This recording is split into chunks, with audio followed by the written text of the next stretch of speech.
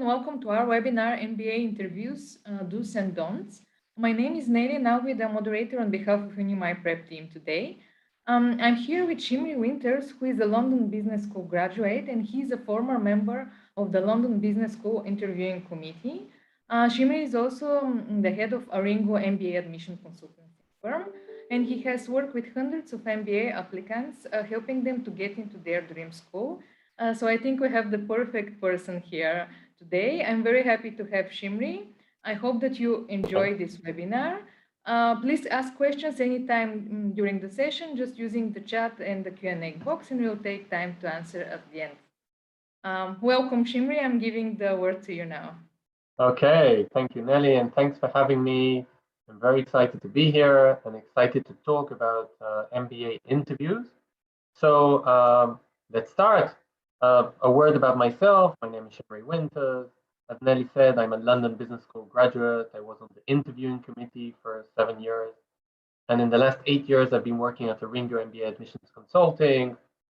This is my only marketing slide, I think, not very marketing, but Oringo helps candidates from all over the world get into top MBA programs. How do we do it? We first give some advice about which schools you could probably get into, which are maybe over your reach, what kind of GMAT scores you would need, and then the project plan for the next year or two before you apply. And we help with the entire application process. Check us out on oringo.com. Yeah, we have great stats. That was my marketing slide. I'm very good at marketing. Okay, so let's talk about the agenda. And the main focus of this presentation is the interview. But it's hard to jump into the interview stage, which is kind of stage 3, without talking about stage 1, which is, what's an MBA and, why do a top MBA, and maybe stage 2 a bit, which is the application itself. So I'm going to spend the next 15 minutes running through a lot of topics, which are all concerned with why MBA, what is a top MBA, which are the top schools, how much does it cost, where do you work, should you do an MBA, what are schools looking for, etc. I'm going to run very, very quickly with that. And then the second half of this presentation, we'll talk about MBA interviews. So you'll hear me, I'm going to talk very quickly, so just to cover a lot of topics. Like Nelly said, there's a little Q&A section or chat, and you can ask me questions as we go along or at the end of this presentation. If you don't have any questions at this stage, let's start. So these are the slides I'm going to run through very quickly. Why do a top 10 MBA program? Most of my candidates are looking to switch their careers. I work with a lot of lawyers, accountants, programmers, and they want to switch their careers. One way to do it is to do it via an MBA, which opens various opportunities. Of course, there are accelerators. There are people who are very happy in their career and want to stay in their industry and just get an edge over their peers and want to accelerate in the same industry. And also a lot of future entrepreneurs that don't know exactly what they want to do, but they know they want to open a startup in the future, and an MBA can give them those tools. I also like to say kind of me time. An MBA is a full-time, top MBA is a full-time program, gives you a lot of tools to kind of understand what's important to you. And a lot of people don't know what they want to do when they grow up, and an MBA can give them those tools. Okay, so that's why to do an MBA. Of course, there's empiric reasons like very high salaries. I'll show you them at the end. Great careers. I'll show you the employers. And most of the top MBA programs are abroad, international. So it can be in the US, it can be in Asia, it can be in Canada, it can be in Europe, and definitely a great opportunity to go and study internationally, and also it opens prospects to work internationally. So it's a great idea if you think about an MBA. A lot of people say, what are the top MBA programs? Okay, maybe I've heard of Harvard or Oxford, but these top or not top. So their answer is there's lots of top MBA programs. And if I had to choose or put in a list the top 10 programs, I would probably get to 30, 35 programs. And the reason is there's just lots and lots of rankings. So do I look at the Economist ranking or do I look at the US News ranking? And I will see there some schools will be in both rankings, but some schools will only be in one of them in the top 10 places. So there's lots of top 10 schools. I like to look at the Financial Times MBA ranking for Europe and the US News MBA ranking for the US, but that doesn't mean that the other rankings aren't important. So just remember there's lots of top schools, and there's more than 10 in the top 10. Just to give you some names, I think if we look at Europe, a lot of people know London Business School and INSEAD. I think they're kind of considered as the top two in Europe. INSEAD also has a campus in Singapore for full-time MBA programs. Both of these schools also have campuses in Dubai for executive MBA. There's some more schools as well, which are all very good, ranked top 10.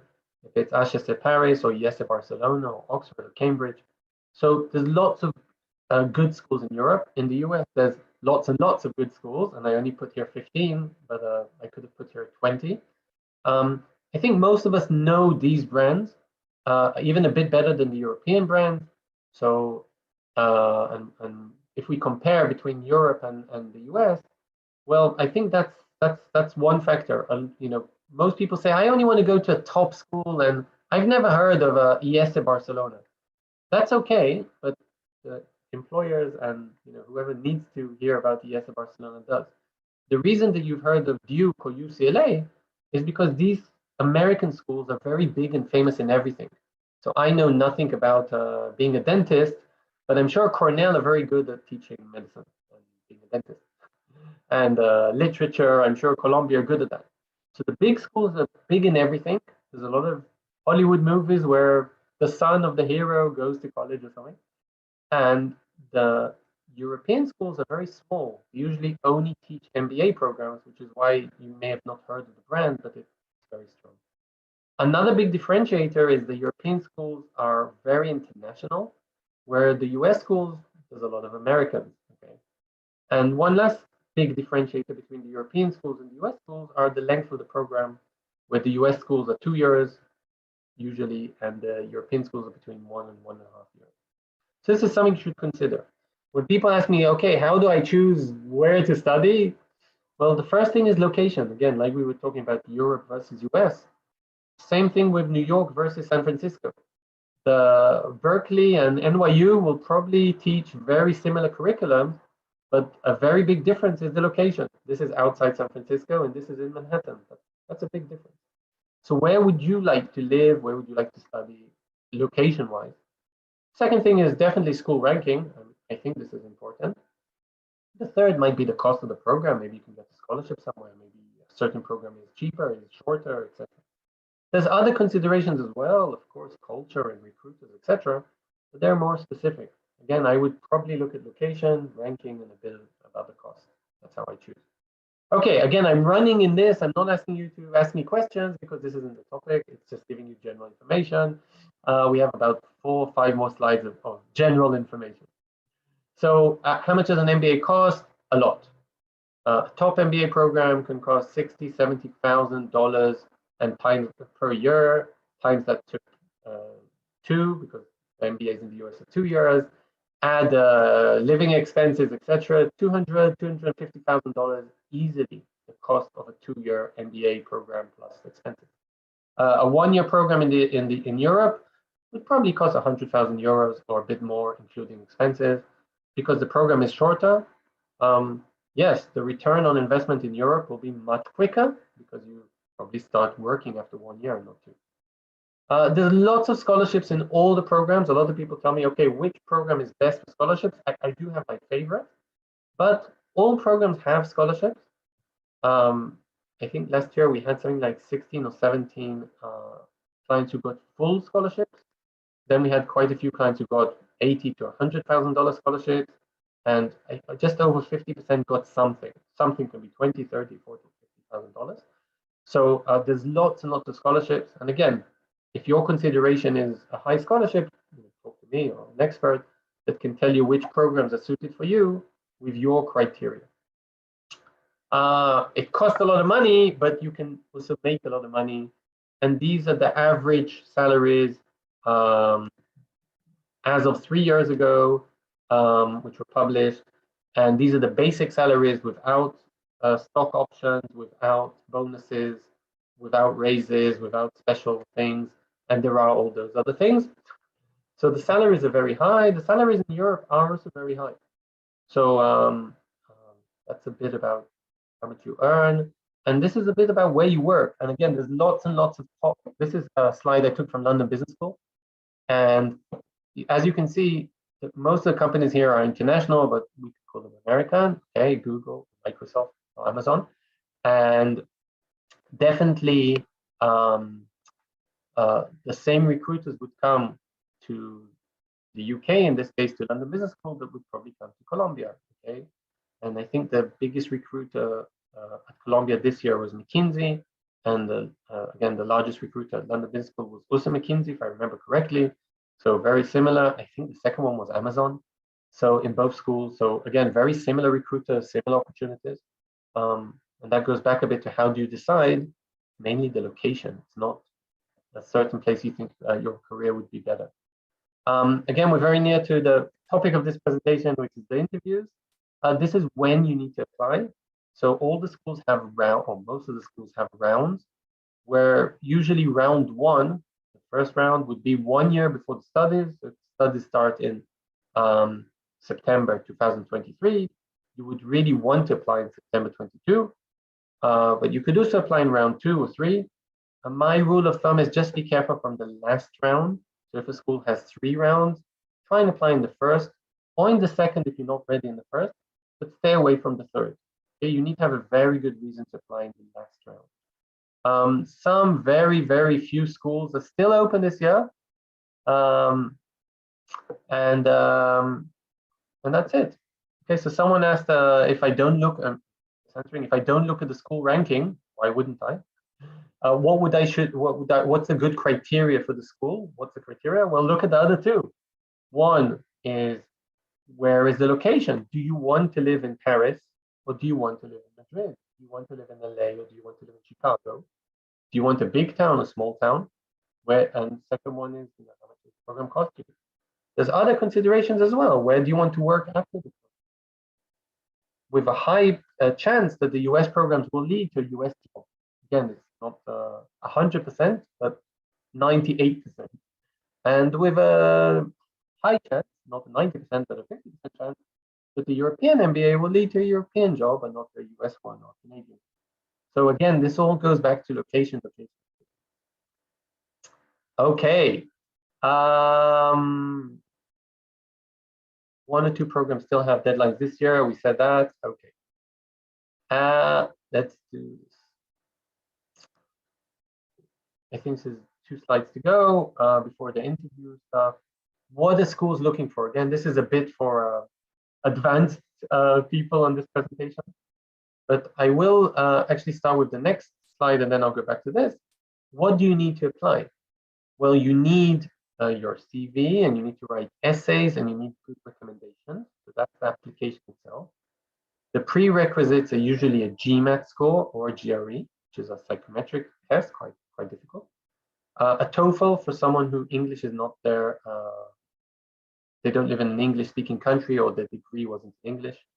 And obviously, for most programs, you need an undergraduate degree. If you show all of these, then the school will, if you have all of these prerequisites, the school will read your application and will probably look for these things that are described here. I can quickly start with the purple and go clockwise. They will look at your academics, mainly at your GMAT or GRE, but also at your undergraduate degree. They will look for candidates who have a vision, that they know why MBA, why now, what are your short-term, long-term career goals, things like that. They really want to see that you have a vision. Schools look for school interest. I mean, you can't copy and paste your Columbia application to Harvard. You need to talk about why Harvard, because Harvard will be interested to know why do you want to come to them. If you have managerial experience or entrepreneurship experience, schools love that. If you have international exposure, if you worked abroad, lived abroad, traveled abroad, or just work with international teams, a lot of the programs, especially the European ones, will really value that. And of course, if you're, if you're smart, they will be looking for this kind of thing. Hard to prove, I know, but they'll be looking for that. And I like the yellow one the most. When I used to interview for London Business School, I used to look for 3 things. Yes, academic, professional. Okay, what did you do in your professional career? and also something else. I don't know what that something else is, this broad horizons. Maybe you volunteer, maybe you have a nice hobby, maybe you're just a very nice person that tells jokes. But usually schools look for that extra thing. So again, it takes a long time to do these applications. You can see there's a lot of documents that need to be submitted. And the process is this. You have to fill in your online application with all the things that we described above, and then you submit your application according to the deadlines that I showed you before. Once you submit your application, you can go to the beach or go on a ski holiday or just sit at home and bite your nails for a few weeks. It does take a few weeks, usually between 3 to 6, but it depends on the school. And after 3 to 6 weeks, usually, you will get a notification from the school if you've passed to the next stage. If you've passed to the next stage, to the interview stage, first of all, you should be excited because this is a big deal. The school has screened hundreds or thousands of applicants and they've decided to call you on for an interview. This, in some schools, this is 1 out of 2. In some schools, this is 1 out of 4. In some schools, this is 1 out of 8. Okay, so you've been selected for an interview. This is a big deal.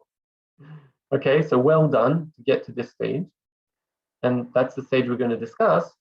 And then just continuing the process, you do the interview, and then you wait another 3 to 6 weeks, depending on which school. And then you hear your final offer. And you can hear that you've been selected. You can be rejected. There's also a not very nice option of waitlist where the school says, you know what, we're not sure, wait 3 months, but that's another horrible thing. Okay, so we've reached in 17 minutes, I'm not bad, the MBA interview stage. That means I have a sip of my coffee. And we said the majority of this presentation will discuss the interviews. So we said you've been screened, and now you've been chosen for an interview. Who conducts this interview? It really depends on the school, depends on the year, depends on the situation. It could be an AdCom member, an admission committee member, someone who works at the school. I've mainly had this, for example, with Harvard. If you get selected to be interviewed by Harvard, usually your interviewer will be working at the school. Tomorrow I have a candidate who's interviewing at IESE, same thing. She is interviewing with a member of the admissions board at IESE. Some schools use second year students or maybe even first year students. I've had this year in many schools, mainly in the US, like Darden, Chicago, Kellogg, where second year students interviewed my candidates. It was a bit strange. Sometimes these second year students had less experience than the candidates. Maybe they were younger, but still, that's how it works. And in most of the top schools, again, depends which, etc., but in most, alumni will be the interviewers. And in some schools like INSEAD or HEC, there's 2 interviews by 2 alumni. In some schools, there's 1 interview like London Business School or Stanford. So it really depends. But I'm just going to address, all these interviews as just the interview for now. There's also different types of interviews. There's now a more and more popular video interview or some kind of supplement video interview, which is a bit different. There's a case presentation in some schools. There's a team-based discussion at Wharton, which is very strange. So there's all different types. I'm not going to address any of those. That's a whole new topic. But what I will address is the face-to-face interview. So we said this is a mandatory component of the MBA application. And the face-to-face interview in previous years used to be really face-to-face. In the last 2 or 3 years, Zoom has controlled our world. And a lot of the interviews or all the interviews moved to Zoom. Right now, they're coming back to face-to-face. Face-to-face isn't necessarily on campus because it can be just with an alumni in a local coffee shop or in a local cafe or in his office or on Zoom or whatever. So there's lots and lots of options here for face-to-face or Zoom. But again, I'm just going to, we've all gotten used to working in Zoom. I'm just going to address them as the same, although, I don't know, maybe need nicer trousers if it's face-to-face versus Zoom. But basically it's the same.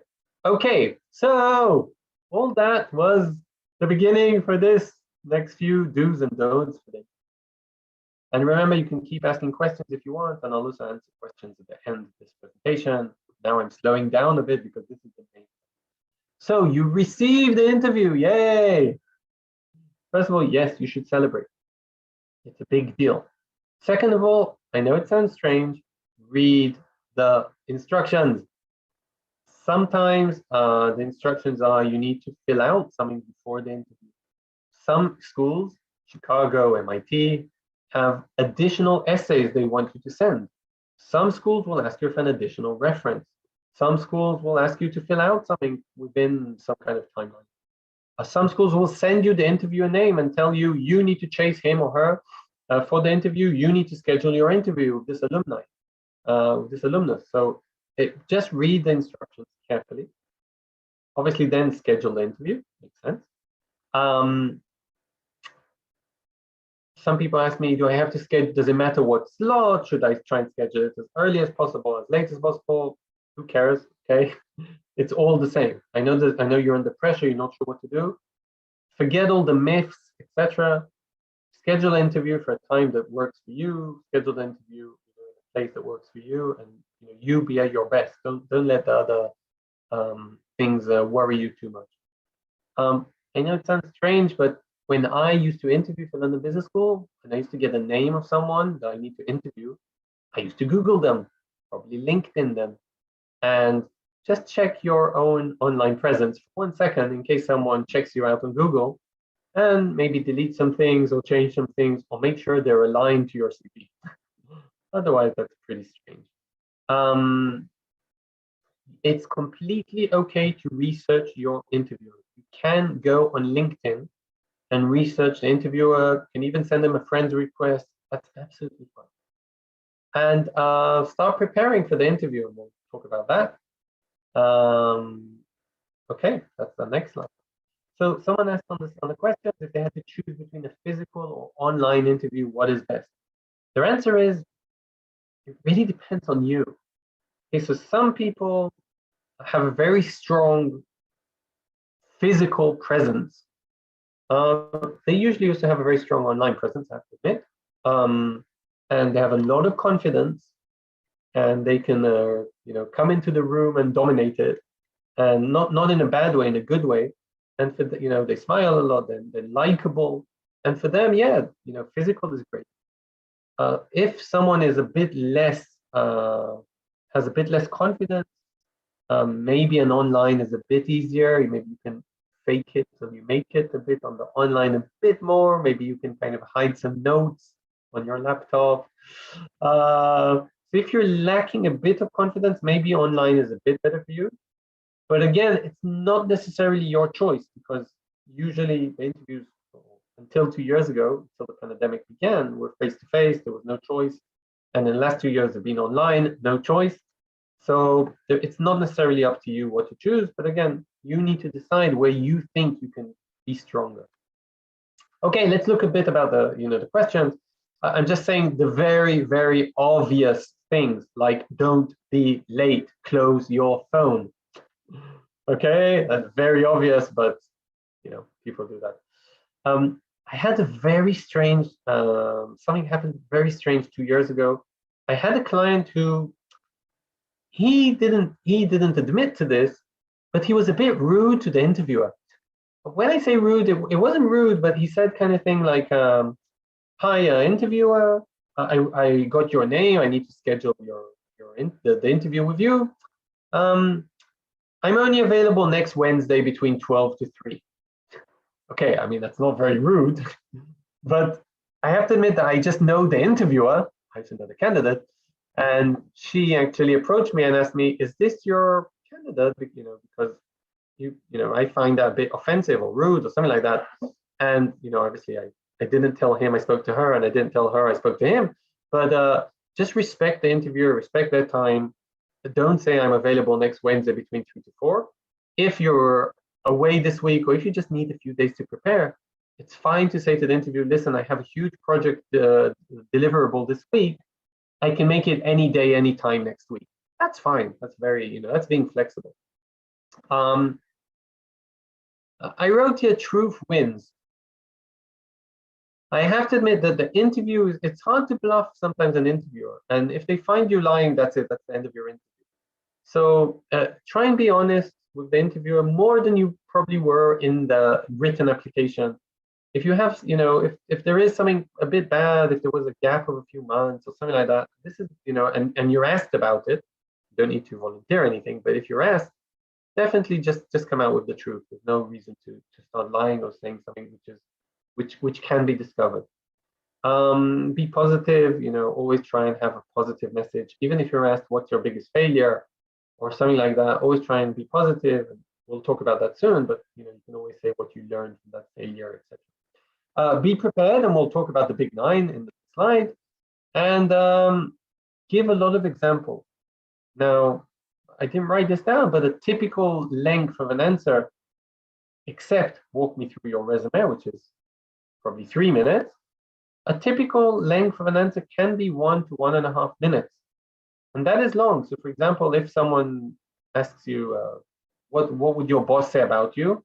The answer isn't, he would say I'm great. No, what about the other 56 seconds? He would say I'm great. In the last review meeting we had, he suggested I'm very strong in 3 or 4 things. He also gave me 2, give an example of every answer. Okay. Yes, so someone asked on the chat about the common mistakes. And in 3 slides or 4 slides, I have a slide which is called Common Mistakes. So Oringo has worked with thousands of candidates, and each candidate sometimes works on a number of schools. So I think we've probably had tens of thousands of candidates that are interviewing. All right, coffee. And these are the 9 common questions that we've seen. So again, regardless if you're being interviewed by an alumnus, student, adcom, whatever, these are the questions that I expect you to receive, at least some of these, I don't know, 6 out of these 9 in every interview. And the first one would be, walk me through your resume. That makes sense. I don't know you. Even if I've received your application, I want to hear you. I want to hear your story. By the way, every question like this can be asked a bit different, and maybe you can answer it a bit differently, like, tell me about yourself. Is that the same question, different? We'll answer these questions. Usually, or most times, you'll be asked about, why do you even want to do an MBA? Why do you want to do an MBA now? This stage, you're very successful. Why do you need an MBA? Why do you want to come to our program? There's a nice slogan here of New York University. So, why Stern? Why aren't you applying to Columbia? And they would, if a Stern, NYU Stern alumnus is interviewing you, you better have a good reason why Stern. Because if you say, well, I'm also applying to Columbia, but Stern's my second choice, interview is finished. Okay, so you need a good reason why Stern. And short-term, long-term career goals, very clear. And strengths, weaknesses, that's like an obvious one. I think you have that kind of in regular interviews, not just MBA interviews. And this I don't like. This is an unfair question. I've seen it a lot at Cornell. Sorry, Cornell. So they ask a lot of times, what should the adcoms, what should the committee be worried about? And you need to kind of give an answer, of, something like a weakness kind of thing. And usually the interview finishes with, okay, it's finished. Do you have any questions to me? Well, you should prepare one. Okay, so you're asking me on the chat, can I give a good tip about strengths and weaknesses? Yes, I don't think I have a slide on that, but let me answer that in 2 slides.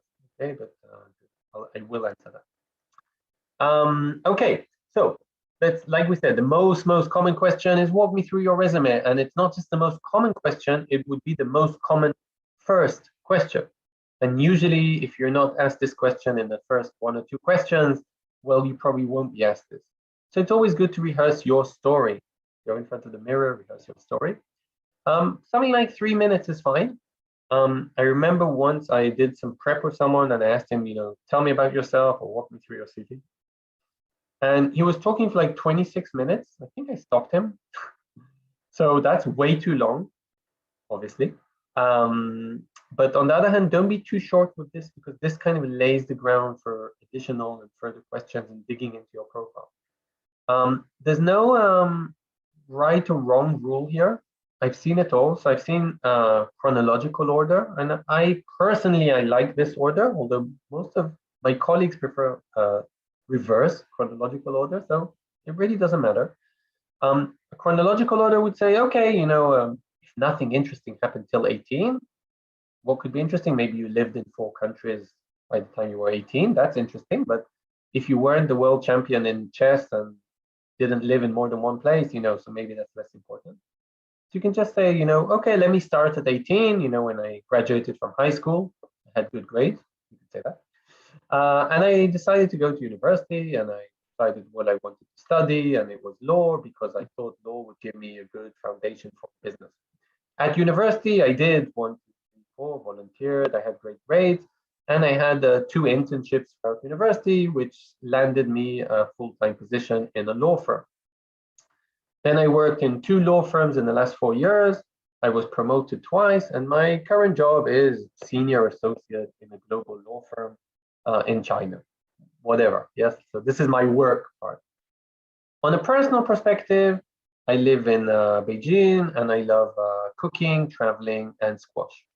Okay, so that's a good answer. Again, I said it a bit too quick, but it takes around 3 minutes. Start at 18 at university or something, if there was something interested before, talk about university, work, maybe 1 or 2 lines of personal, that's it. You could go reverse chronologically. So like, hi, my name is Shimri, I'm 28 years old. I work as an associate in an international law firm in Beijing. I've been there for 2 years. 2 years ago, I worked in another law firm before I was approached by this one as a junior associate. Before that, I studied law, and that's it. In my personal life, I like running and traveling. Okay, so you could do that as well. And I've seen it done, you can start with your current job, then go chronologically. Okay, I'm 28, I work as a lawyer. Let me tell you about my career at 18. I start, okay, fine. As long as you're consistent, okay? I'm not too worried about the order of things. There's no right or wrong. Don't ask me in the Q&A. There's no right or wrong. It's all good. Definitely focus on the motivation. So they can see in your resume that you've moved from job to job, but explain why. Okay, don't just say, okay, so after 2 years I moved. No, after 2 years I had the opportunity, I was headhunted, I decided the learning has finished in this position and it would take me 8 years to get promoted, so I moved to another company. Give the motivation of moving from company to company. And bonus points, if you can, is kind of finish with why MBA and just something like, and now I'm here looking for my next challenge, which is an MBA, something like that, okay, which would probably bring the interviewer to ask you, okay, so why MBA? That's like a bonus point.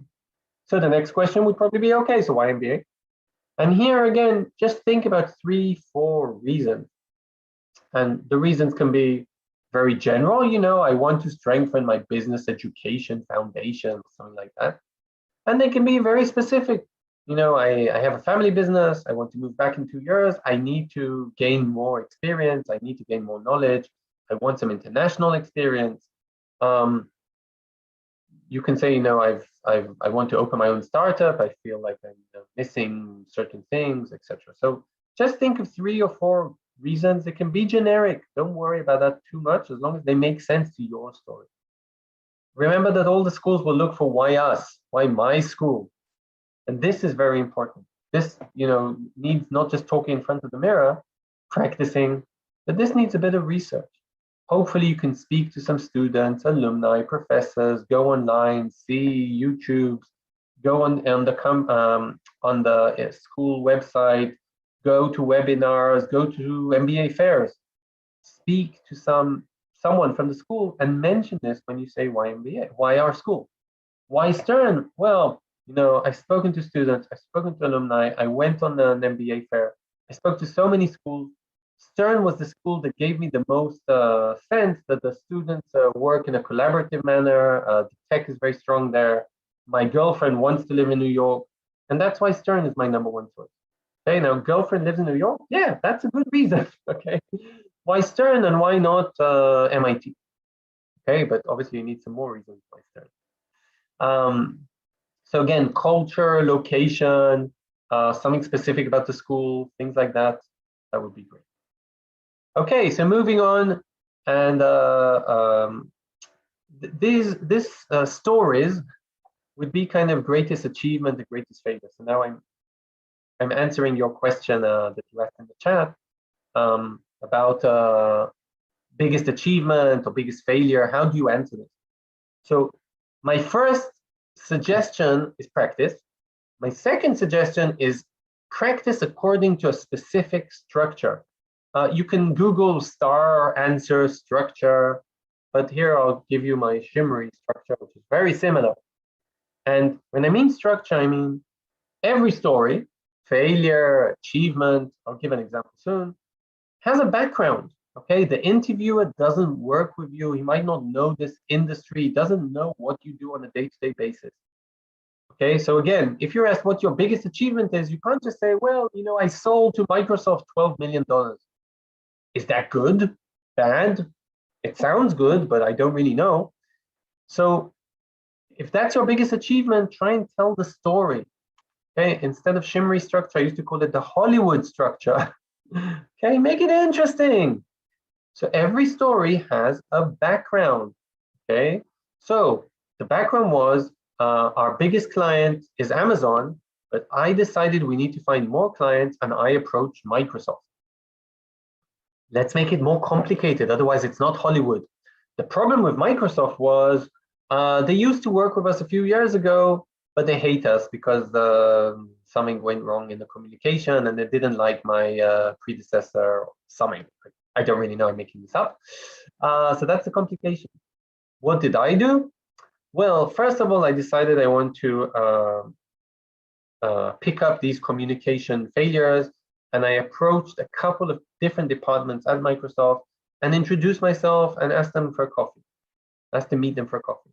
Then I explained that I'm new. I know we used to have good relationships, but I know they failed. I think it's from personal reasons, but I'm not exactly sure. Can they tell me about their experiences with our company? Do they know the newest products of our company? Would they be interested to hear more? Then I found the key stakeholders and I convinced them to buy our products. Wow, amazing. What was the quantifiable result? I sold $12 million. My boss was very happy, and let's add to my success. My boss was very happy. I got a huge bonus, and the client actually called the partners of my company to say how great I am. Wow, I'm really good.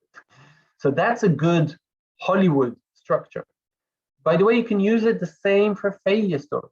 Okay, so when I arrived to my company, I was given 10 tasks by my manager. I didn't know how to split up my time, so I gave them roughly 10% of my time for each of the tasks. What was the problem? My manager called me 2 weeks later and said, hey, what's happening with our biggest, most important client? You've only put 10% of your time in him. You should have put 50%. He forgot to tell me that at the beginning, but minor detail. What did I do? First of all, I thanked my manager for the feedback. I started working more and more on this important client. I decided to have more frequent meetings with my manager every 2 days for him to be able to give me more feedback. I decided to see what my colleagues were doing with their time management. I split up my tasks completely differently, prioritizing the most important clients. And today I'm a whiz at time management, and I can actually take 12 clients versus my peers who only work on 10. That's my, and I got my manager told me I'm great, the client was very happy, and some other quantifiable results. What did I learn from this? More communication with my managers, working on my time better, project management skills better, whatever. So even a failure story, first of all, I showed that I've learned a lot from it, but use this kind of structure, explain what happened, what you did, and maybe what you would have done differently or have done differently. So that's kind of an achievement or failure story. Again, same kind of structure, just practice 3 or 4 of these stories. And those are kind of the answers to the big questions. When the interview is finished, it's never finished. Okay, so I always tell my candidates, the interview starts when you press the button in the lift to, when you get into the lobby of the building of the interview, and it only finishes when you leave that building. Okay, so even if the interviewer says, okay, the interview's finished, let's chill. If you and the interviewer, if you're from the same country and the interview was in English, but you have a different local language, the interviewer might move to your local language. Again, it's still an interview, okay? Don't relax. And I always tell my candidates to prepare 2 or 3 questions. A great question could be, can you give me one tip? You studied at INSEAD. Can you tell me about your time at INSEAD? Is this something you recommend me to do or not to do? But don't ask something too, and it's okay, this might sound generic, but it's better to be generic than to ask something like, what did I write here? How will the Brexit reflect the economy? Come on, this is a tough question that, professors of economics don't know the answer. So, be realistic also with simple questions that your interviewer can just answer simply, with a smile, and not, I heard that visas are very hard to get. I'm planning on having 3 kids. Do you think my 3rd unborn child will be able to marry a, come on, like, too complicated. Just be quite simple and nice. That's about it. I used to interview, like I said, many years for London Business School, and I've seen many mistakes. This answers the first question, I think. Can I share some mistakes? By the way, this is, I think, my last slide, so you can prepare some questions if you have some. So I think the 2 worst mistakes are really these, these times, like if someone talks too much or not enough, and I keep, have to encouraging him to give me an example. It's a bit annoying. But if someone talks too much, maybe like me, that's also a bit annoying. So every answer should be around 1.5 minutes, 1.5, 2 maximum, and around 3 minutes for walk me through your resume, something like that. I don't like candidates who don't answer my question. Okay, so I used to always try and ask one very tough question. I really didn't care about the answer, but I used to like to throw the interviewee like to somewhere else. Like I knew he didn't prepare this, and then so I used to ask like, have you ever been to London? How would you improve the underground system in London? Now again, very tough question, right? Like, I'm not sure a consultant who works with the London Underground knows how to improve the London Underground system. But the reason here was I just wanted to see some logical thinking and then kind of to throw the candidate out of his, comfort zone. And some candidates used to say, wow, great question. Let me think about it a minute. I used to say, fine, yeah, think about it. And I used to say, yeah, maybe coordinate the buses better with the underground, with the tubes. Charge more in rush hour, so maybe there'll be less people, and charge less on low times. Things that make sense. I don't know, make it more clean, have more trains, whatever. Make it easier for tourists to understand where they are. So all these are great answers. Again, choose whichever you want. I remember I had one guy saying, wow, that's a really great question. I really think that the planes will dominate the world or something. I can't remember what he said. Okay, but he just didn't answer the question.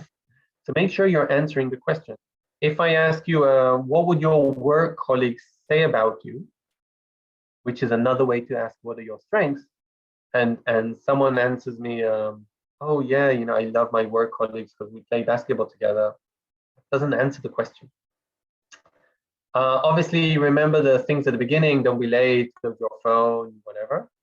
Make sure you prepare for why this specific school. What happens is a lot of candidates get a number of interviews, and then they prepare, once for 3 interviews.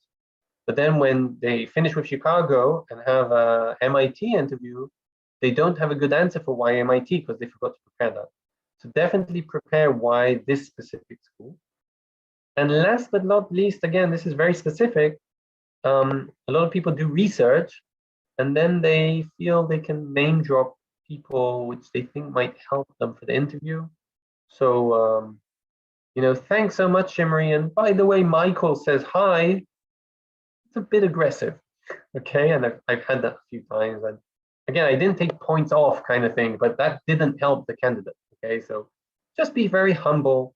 Again, show that you've done your research, prepare, but again, just be humble. I think that's it. Let's say the interview's done. What can you do now? You're biting your nails like crazy. Maybe you're in the car thinking, oh my God, I did a mistake in question number 3. I could have given that example. It would have been better, and I wouldn't. There's nothing you can do about that now. definitely don't try and send the interviewer, by the way, I forgot to tell you in question number 3. Don't do that.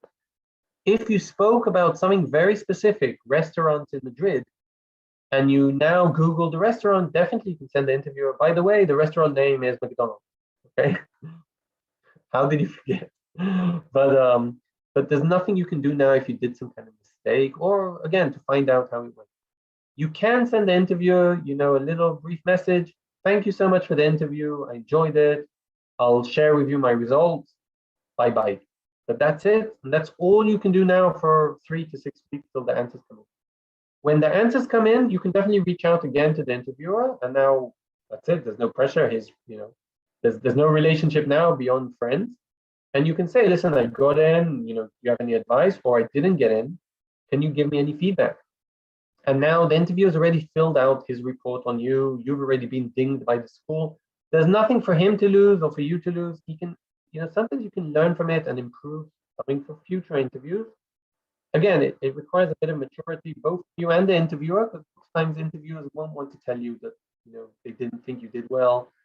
And, they won't want to tell you this in your face kind of thing. But maybe you can get a bit of feedback. But again, there's not much you can do after this. And that's it. So I think I was good with timing today, 45 minutes, so we're good. And again, I just wanted to say, Top MBA program is an amazing experience for nearly anyone. If you have any doubts, etc., just read about it more. You can check out our site, oringo.com, lots and lots of information. If you are ready to change your life, you can always reach out to me. You have my email here, shimriw@oringo.com. Send me your CV, your GMAT score, and I can give you a chances assessment and help you with school selection and things like that. And if there are any questions, I'm here to answer them. So one question is, how different is the MBA interview from a job interview? Well, I think I answered that, but I'll try again.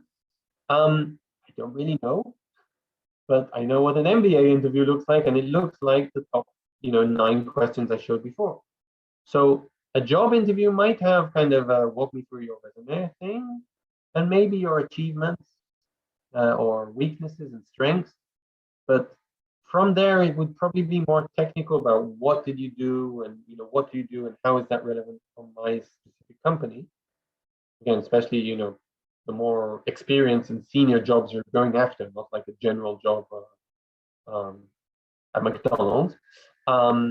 And an MBA interview will be more about your business achievements. So it won't be specific. So if you're a programmer and going for a programming job, they will probably ask you, how are you good with Java? Do you know to work with databases? But MBA programs don't care about databases in Java. They care about your business achievements. Okay, if there are any more questions, there's one question here on the chat, but I can get it. I don't know what certificates are help people get into top MBA programs, so that's probably a wrong chat. I'll wait a few more seconds, but I enjoyed this session very much. I was talking a lot and fast. I hope I did manage to convey most ideas for top MBA programs and their interviews. Nelly, thanks again for organizing this and hosting this session. And I hope to be hearing about your interviews at top MBA programs very shortly. Thank you very much, Shimri, for sharing your knowledge and expertise. We still have a little bit of time, so I'll ask a question of my own and just giving one last opportunity for our attendees to ask their questions. Okay, I was thinking maybe you can share with us a time when you were really impressed by a candidate, what they do, basically how to impress the interviewer. Okay, good. That's a good one, Nelly. Good one. I need to think about that. So I have a lot of examples when I wasn't impressed. And I'll start with those. I've had a 780 GMAT, which didn't impress me. And he mentioned the 780 4 or 5 times in the interview. So maybe the first thing of impressing me is just be humble. Let your results talk for themselves. That means if someone had 3 promotions in 4 years, I don't need them to say, and this is considered super fast. I'm so good. I know you would say that, Nelly. I'm joking. But I think that's impressive for any candidate, right? To have 3 promotions in 4 years, whichever organization you are, that's impressive. So kind of let the facts speak for yourself.